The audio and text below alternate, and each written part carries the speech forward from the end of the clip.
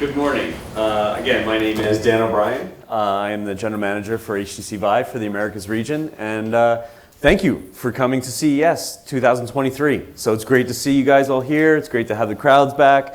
Taxi lines filled. Feels good. Feels normal.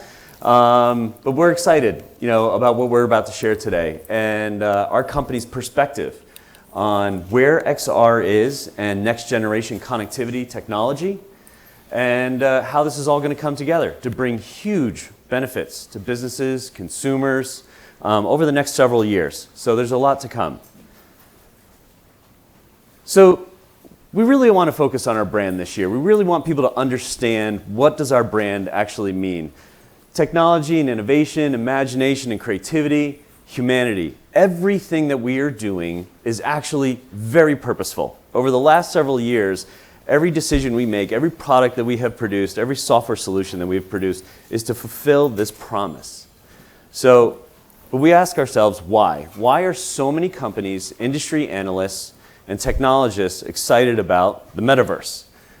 The metaverse could be explained very simply, and there's a new dimension of our current internet, but we think it's actually going to democratize access to information and allow people to see, interact, and have collective experiences that they wouldn't otherwise have, regardless of their location or their economics.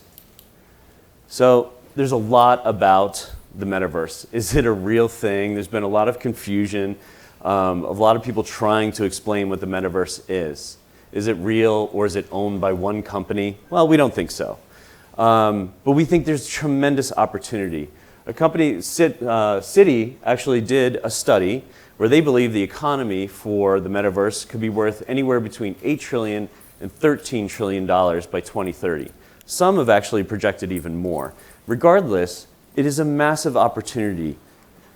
And since 2015, the HTC VIVE brand has been very purposeful and targeted in all of the products that we have made to solve very specific immersive adoption issues around friction points for consumers and for businesses.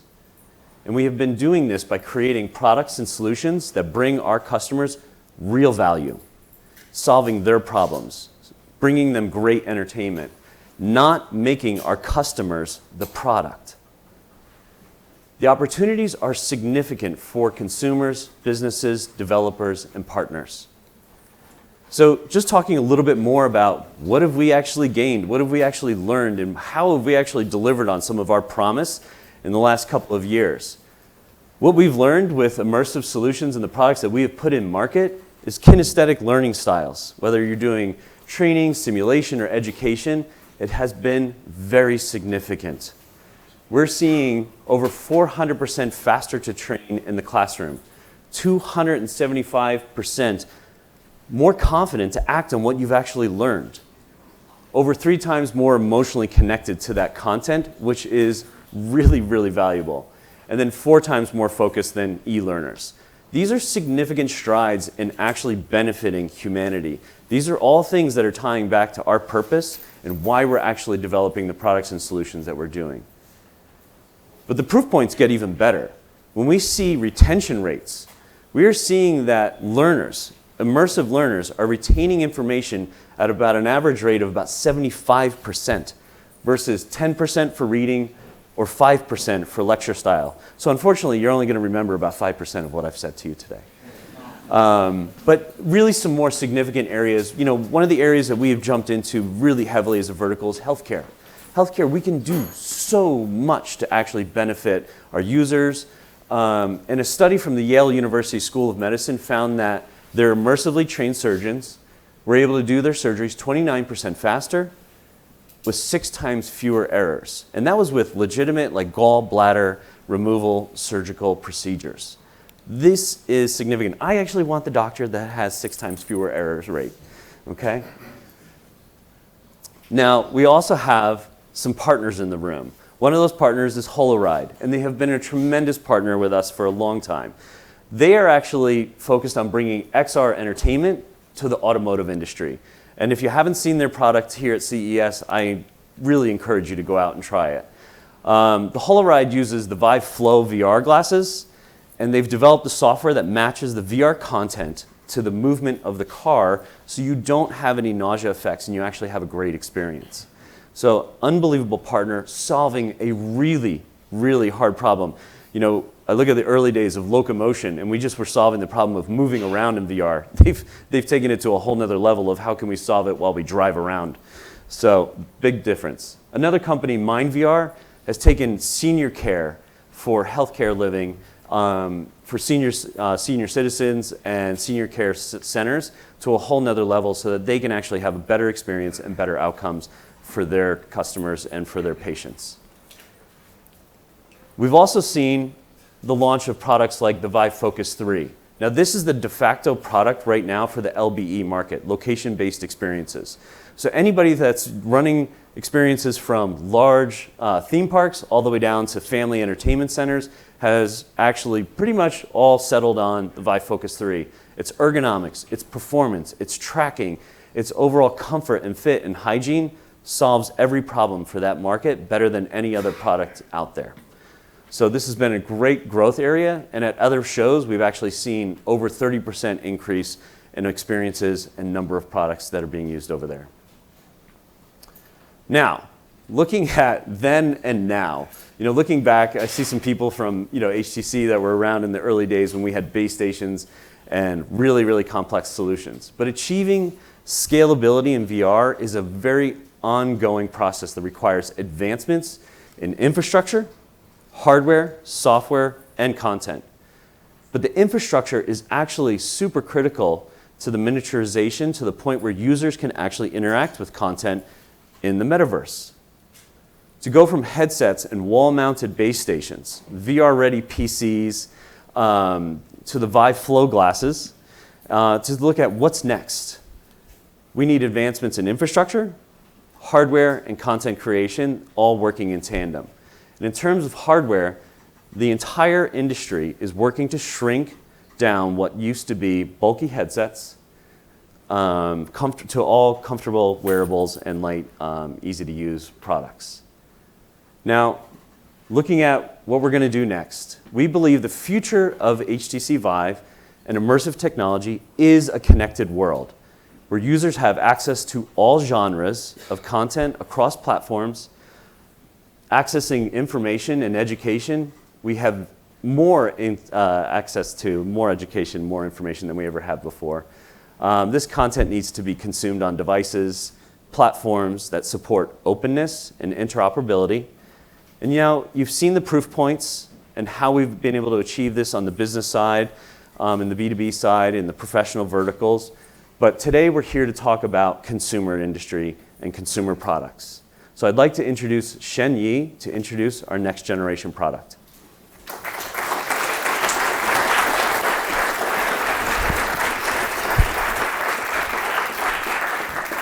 Hi everyone. So thanks, Dan. Hi everyone. I'm Shen, global head of hardware. Oh, global head of product now. That's something I need to get used to. Thanks again for your time today. We're really excited to all be here and really share you our most innovative launch to date. So to really see where we're going next, cast your mind back to MWC 2020. This is where we unveiled Project Proton. This was us looking to the future of XR, right? How a new form factor could drive new experiences, right? Striving for that perfect balance of design and technology. Vive Focus 3 was kind of related to that development path in terms of the technology, and then we also saw an evolution of Proton through Vive Flow in terms of that design. And we learned a lot about both of those products. And now we're really excited to show you our next consumer flagship XR device. It's lighter, it's more compact, highly portable, super versatile, and with a powerful XR experience. This is Vive XR Elite.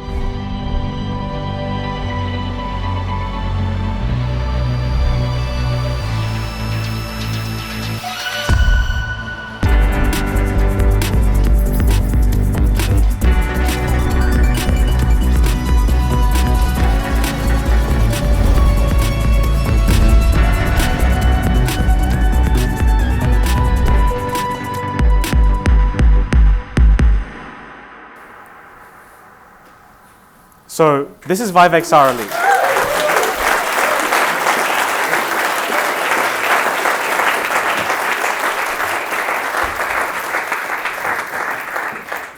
Thank you. This is VIVE XR Elite. It's our most versatile XR device to date. It's great for gaming, fitness, entertainment, productivity, the metaverse, and more. And you heard me correctly. Gaming is a perfect way to use this device. It's an all-in-one headset that's great for consumers. Let's take a closer look. So we set ourselves the task of combining the best of Vive Focus 3 and Vive Flow to create VIVE XR Elite. It's a big challenge because Vive Focus 3 was for enterprise, while Vive Flow addressed a new category that was interested in ultra portability. And VIVE XR Elite does not replace either device. It sits firmly in the premium consumer XR space. It's lightweight, it's portable, comfortable, and a powerful all-in-one, which is perfect for standalone experiences, and also can be connected easily to a PC for PC VR experiences. And we have physical controllers as well as hand tracking built in. And of course, part of the name comes from it being more than just VR.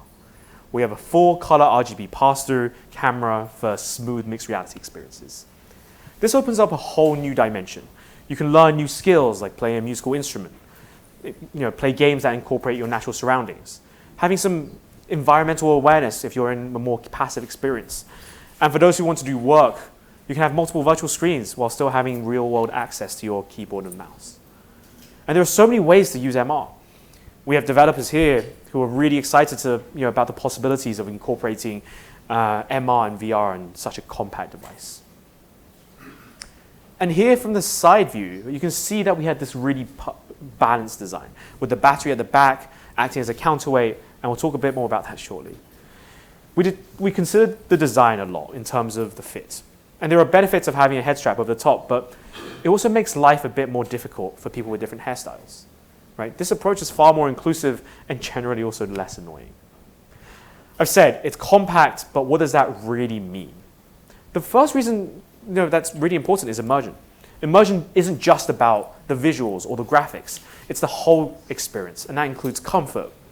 Weight and weight distribution is key. With the center of gravity aligned to where your neck is, it means that you can turn your head effortlessly. It doesn't feel like there's something hanging off the side of your head.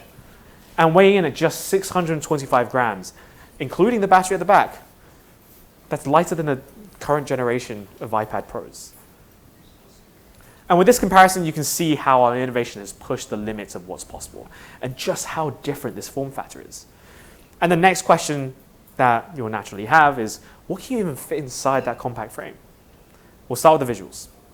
So the visual impact here is sharp and fluid. With a wide 110-degree field of view, 2K per eye, that's 4K in total, and this results in a really crisp image running at a smooth 90 Hz.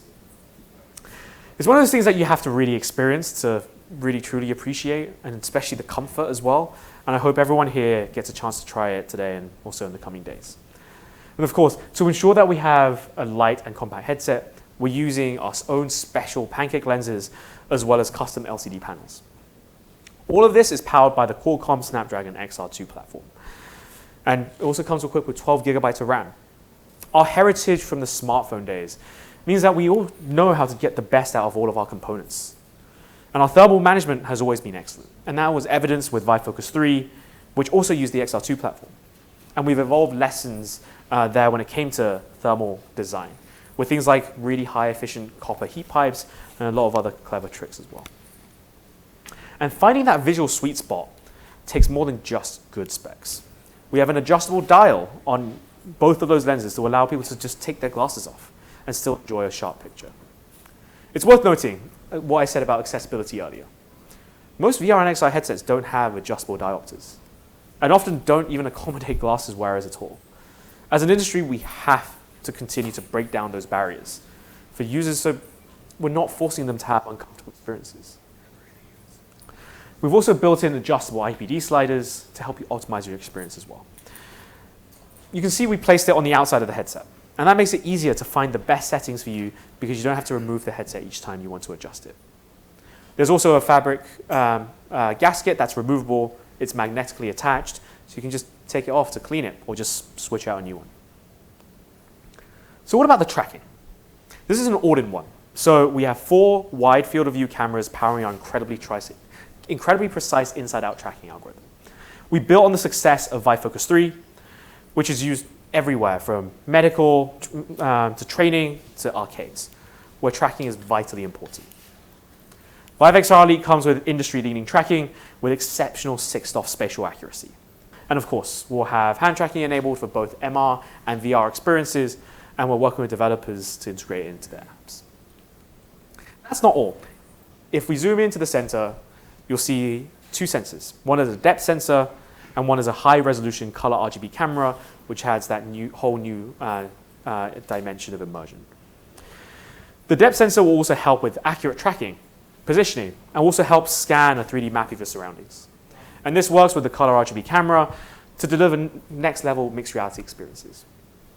And those mixed reality experiences and those use cases are increasing rapidly, whether it's for gaming, arts, education, or productivity. And we're at this point with technology where we can incorporate VR and MR cameras to work really smoothly together. As I said, for input options, you can use either physical controllers or hand tracking. And we have the same controllers here as we had for VIVE Focus 3, which we've had great feedback about.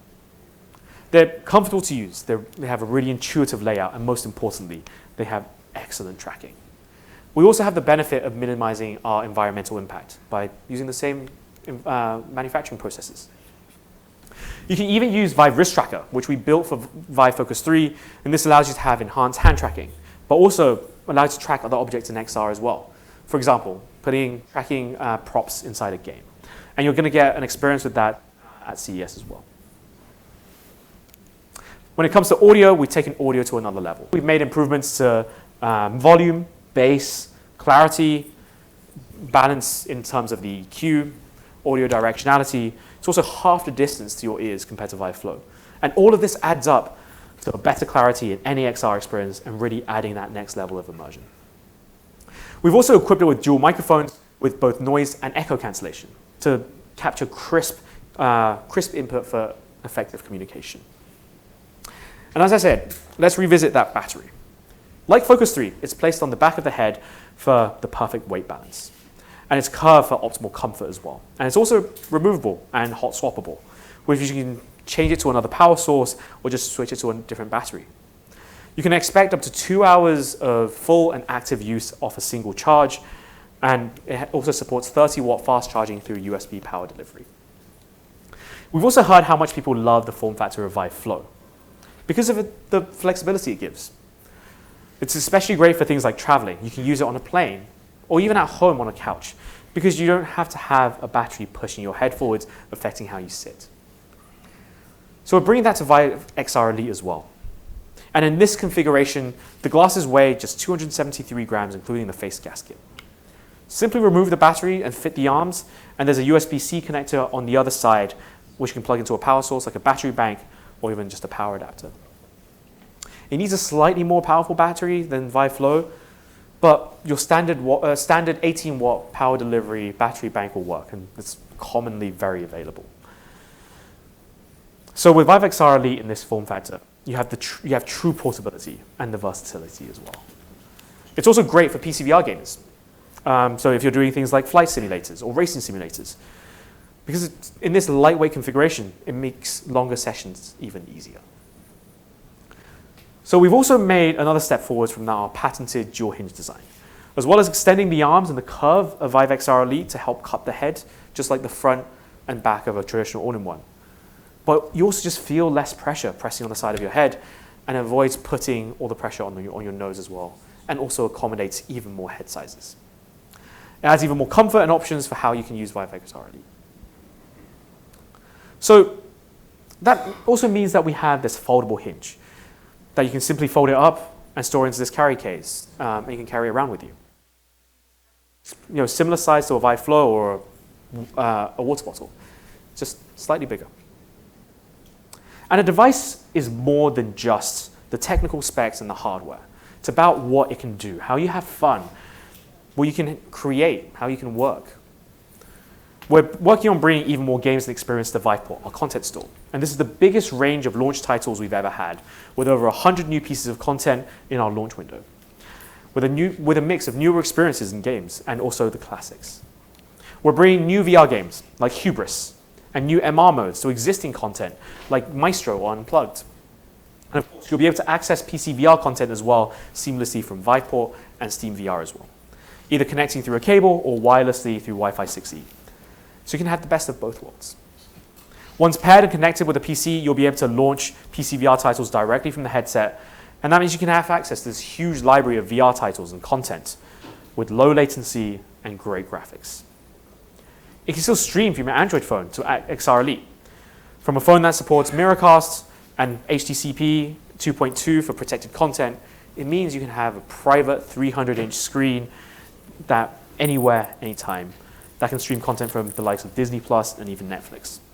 You can stream content from, like in games from Fortnite on your phone as well. We're also revamping our launcher space, make it easier and more immersive from the second you put on Vive XR Elite.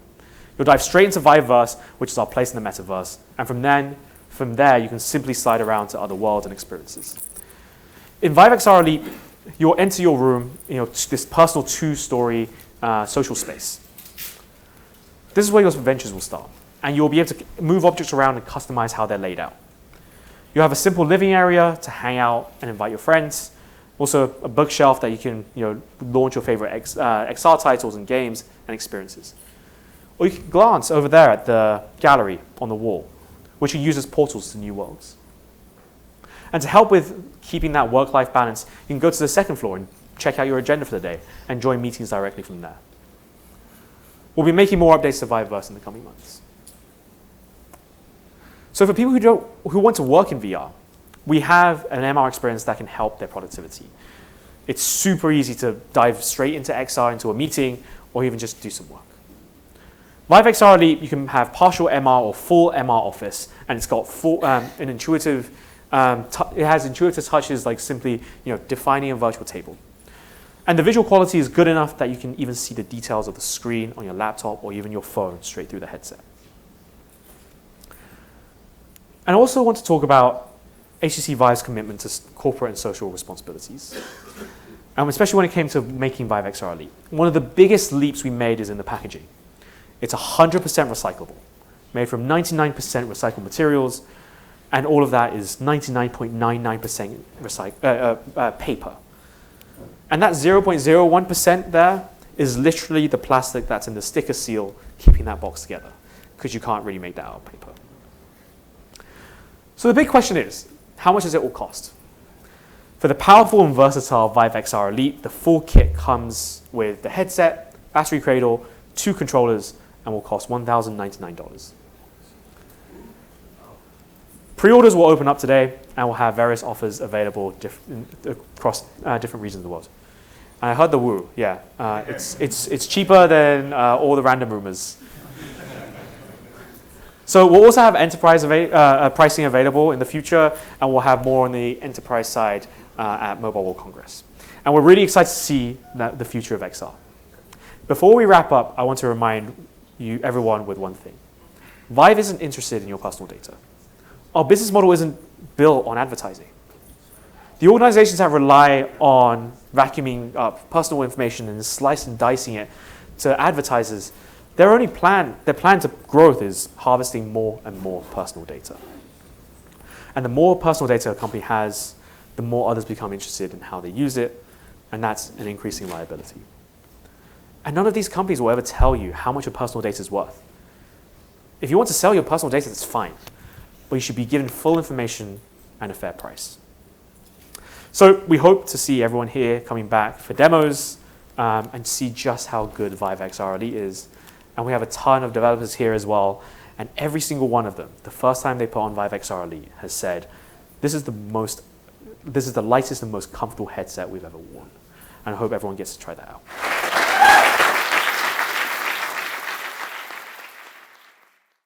All right, well, that was an exciting unveil. I think you guys all see how amazing this new hardware product is. What I'm going to talk to you a little bit more is about the software and the platform side. because no matter how good the hardware is, if you don't have good content, if you don't have reasons for people to go on it, it's not going to be successful. So before we talk about that, let me back up a little bit. I think we should all be very, very thankful that we're in a very special time in terms of where we are in technology and how it's affecting our society. Right? I mean, we have technology in gene tech that's helping making our bodies healthier, making us upgrading who we are, what we are. We have artificial intelligence that's helping make our brains smarter and answering any question we can imagine. We have clean energy breakthroughs that are coming out that might give us unlimited energy for free. Right? And then we have the metaverse and XR and the things that it's going to do to upgrade our society. I think all of these are really key technologies that are all coming together and all going to create a better world for us. And I think that's something that HTC really values. As Dan mentioned in the beginning, we're really about helping create a better humanity, a better space, better world for us to live in. So let's get to this metaverse topic. Right? It's been a very hotly debated and discussed topic for the last couple of years. And I do want to emphasize this picture that we're showing, because if you see, this is a picture of somebody walking to the metaverse, but they're not there yet, because the metaverse doesn't exist yet. Right? So all those people that says we have a metaverse or we are the metaverse, they're kind of blowing a little smoke.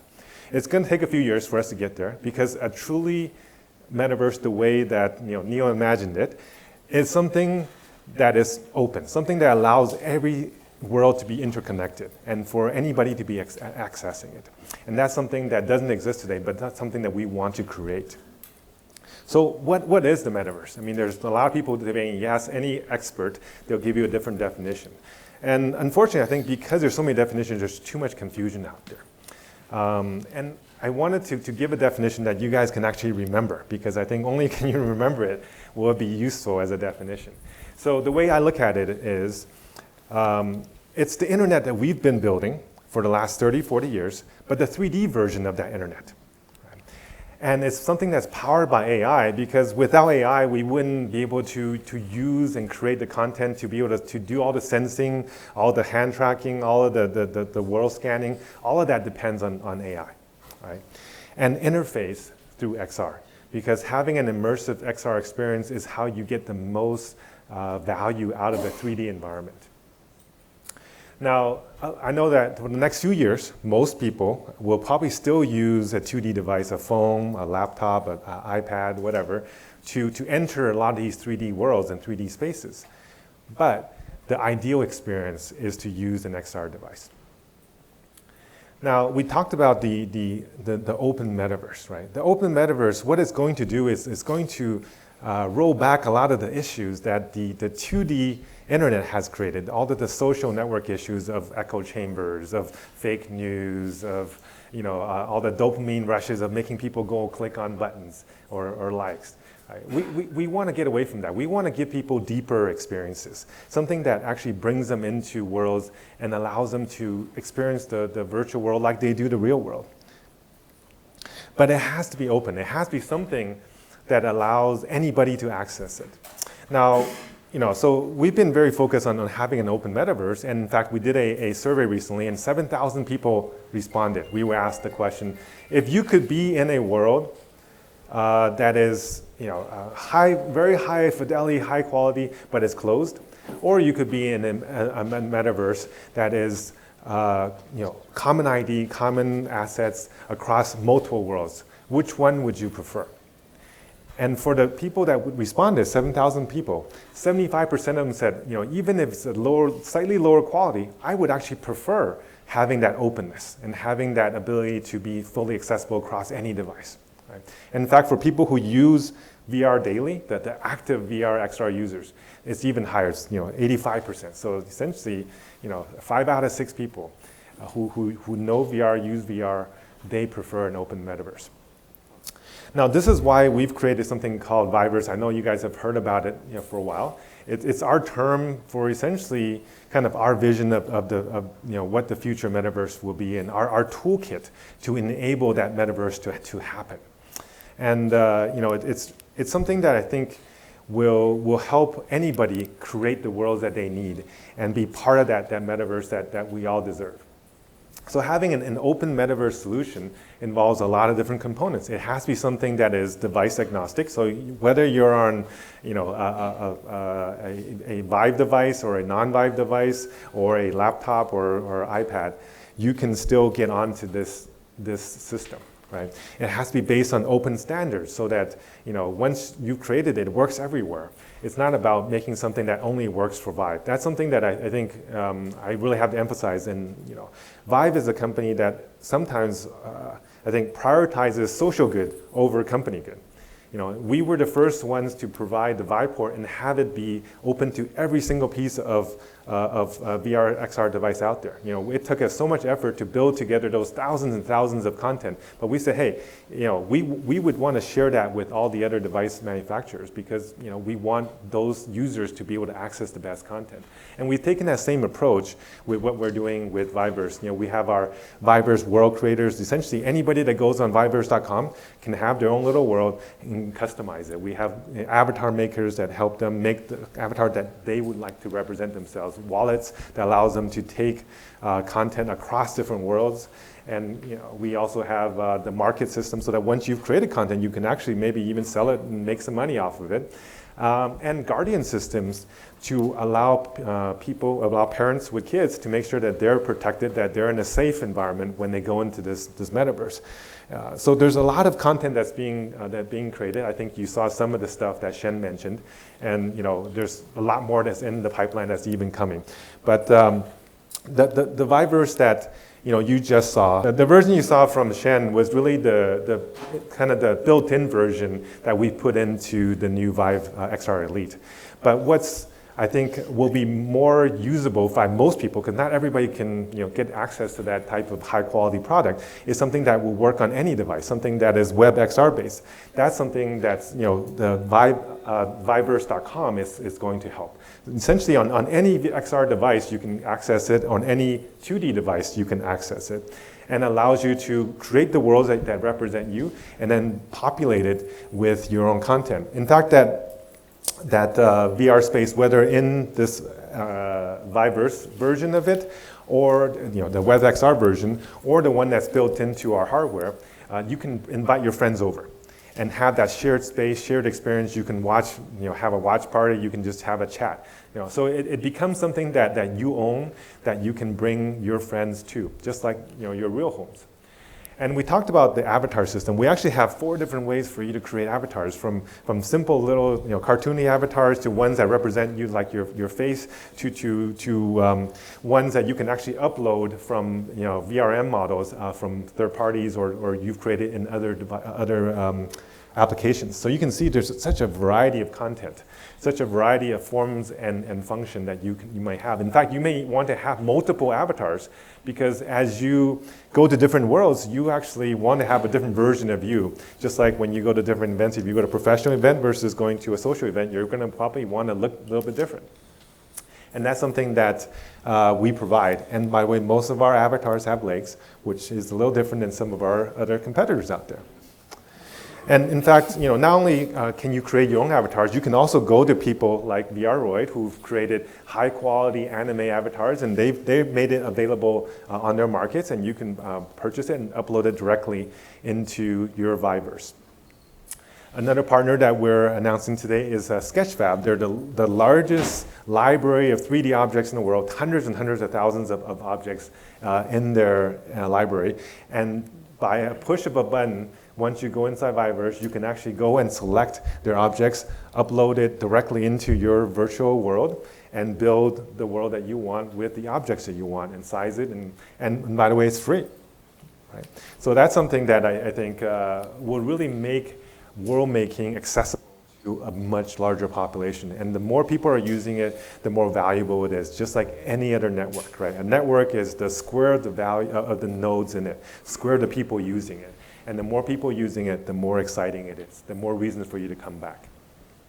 Our own internal studio, Beat Day, they're making a concert environment inside Viveverse to allow the celebrities and stars and performers to be able to create worlds and create activities for people to come either live or pre-recorded. We're also announcing our partnership with Warner Music to create a Viveverse world where they will have live performances and interactions with their idols and stars. The Little Prince, I'm sure you guys have read this story or heard of this story when you were a child. That is going to be reimagined inside Viveverse and accessible to the world coming later this year.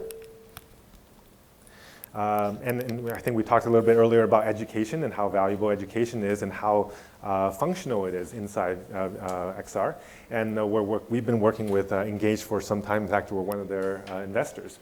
And for you to really be able to experience an environment, whether you're doing practice and doing speaking, doing events, going to Mars and trying to experience what it's like to be a astronaut, right? Those are kind of things that by reading a book or watching a video, you just can't get the grasp. So, that's the kind of stuff that we're working with them on, and we're excited to welcome them to do more activities inside Viveverse with us. In terms of fashion, we're actually now working with Elle and powering their Elleverse. So, earlier we talked about essentially users creating content and content creators creating content. Now it's actually enterprises creating content using our platform, using our stores, our tools, so that they can then service their customers better. Another case of that is actually Etisalat from the Middle East, one of the larger carriers there. But they're essentially creating this virtual environment, virtual world for their customers, their subscribers to go and play games, to socialize, to see their newest products, to see entertainment, right? All inside a virtual world powered by Viveverse. So we're actually now not only helping people create content, we're helping businesses create worlds. In fact, we're doing the same thing for China Mobile, which will also be released later this year.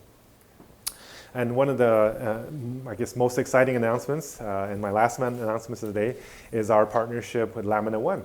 Founded by Neil Stevenson, author for Snow Crash. You can stand up and wave to everybody. I'm sure Neil has a lot of fans here today, and you guys all read his book. In fact, he's the reason why the metaverse, the idea exists, right?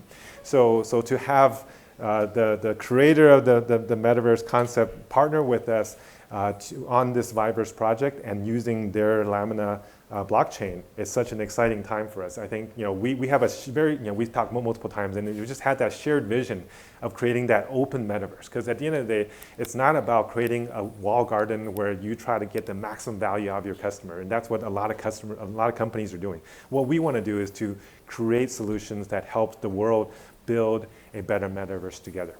So as you can see, we're not just creating games. We're not just creating education. We're really going across the board.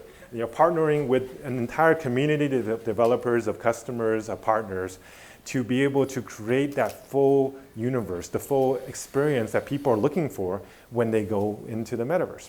So this is something that we're really excited about, and our team's been working really hard. In fact, Joseph's here. He's the head of our Viveverse team, and his team's been working so hard to make this happen.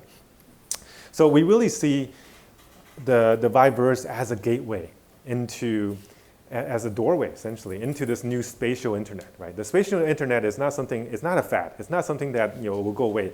Maybe the hype around the term metaverse might be a little bit less in a few years, but the idea of a 3D-based internet is going to continue. It's inevitable. It's going to happen, right? So we're just making sure that we want to help that happen as fast as possible because we see so much value from it. It's going to be something that gets rid of borders between countries, between people, helps people be able to understand each other and communicate better, and help us reduce our resource takes from the planet. So it's something that's really good for society if we use it properly. So thank you for joining us today, and I think I'm able to take some questions. Yes. Okay.